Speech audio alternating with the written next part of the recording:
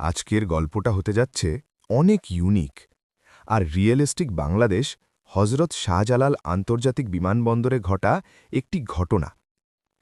ভিডিওটা দেখে আপনার নিজের চোখের পানি ধরে রাখতে পারবেন না, তো ভিডিওটা না টেনে পুরোটা দেখার অনুরোধ রইল।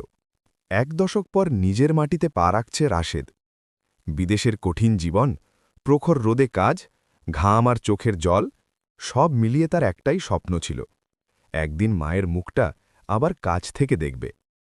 আজ সেই দিন। ঢাকার হজরত শাহজালাল ইন্টারন্যাশনাল এয়ারপোর্টে প্লেন নামতেই বুকের ভেতরটা কাঁপতে লাগল।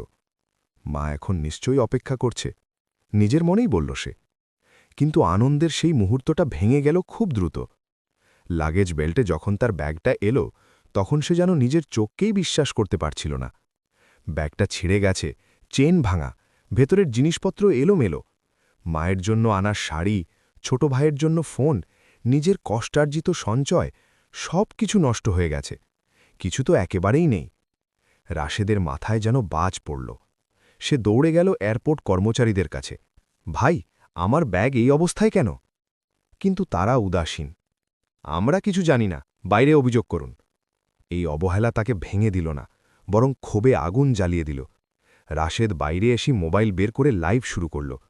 তার কণ্ঠ কাঁপছিল, চোখে জল। আমি 10 বছর পর দেশে ফিরলাম, আর আমার সব শেষ হয়ে গেল। এটাই কি আমাদের প্রাপ্য? ভিডিওটা মুহূর্তেই ছড়িয়ে পড়ল সোশ্যাল মিডিয়ায়। এখন প্রবেশ করল এক নতুন চরিত্র, মিলন, যাকে সবাই চেনে হেলিকপ্টার মিলন নামে। মিলন একজন তরুণ সোশ্যাল অ্যাক্টিভিস্ট। তার একটি ছোট হেলিকপ্টার সার্ভিস ছিল, আর সে প্রায়ই বিভিন্ন সামাজিক অন্যায়ের বিরুদ্ধে আকাশ থেকে প্রতিবাদ করে ভাইরাল হতো। মানুষ তাকে ভালোবেসে নাম দিয়েছে হেলিকপ্টার মিলন। রাশেদের লাইভ ভিডিও দেখে মিলনের রক্ত গরম হয়ে গেল। সে বলল, এই অন্যায় চুপ করে দেখার জন্য না। পরদিন সকালেই মিলন তার টিম নিয়ে পরিকল্পনা শুরু করল।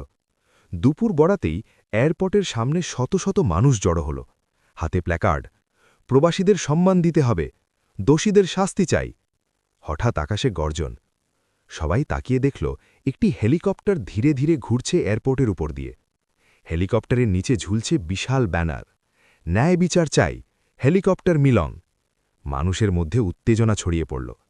কেউ মোবাইলে ভিডিও করছে, কেউ স্লোগান দিচ্ছে। হেলিকপ্টার থেকে মাইকে মিলনের কণ্ঠ ভেসে এলো, প্রবাসীরা দেশের গর্ব, তাদের সাথে অন্যায় সহ্য করা হবে না। এই দৃশ্য মুহূর্তেই ভাইরাল হয়ে গেল পুরো দেশে। সংবাদ মাধ্যম ছুটে এলো, লাইভ সম্প্রচার শুরু হল। চাপ বাড়তে লাগল প্রশাসনের ওপর। অবশেষে কর্তৃপক্ষ নড়ে চড়ে বসল। তদন্ত কমিটি গঠন করা হল, সিসিটিভি ফুটেজ দেখা হল। প্রমাণ মিলল কিছু অসাধু কর্মচারীর অবহেলায় রাশেদের জিনিসপত্র নষ্ট হয়েছে। তাদের বিরুদ্ধে ব্যবস্থা নেওয়া হল।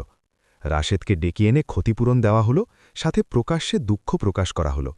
সন্ধ্যায় যখন রাশেদ বাড়ির পথে রওনা দিল, তার পাশে দাঁড়িয়েছিল মিলন।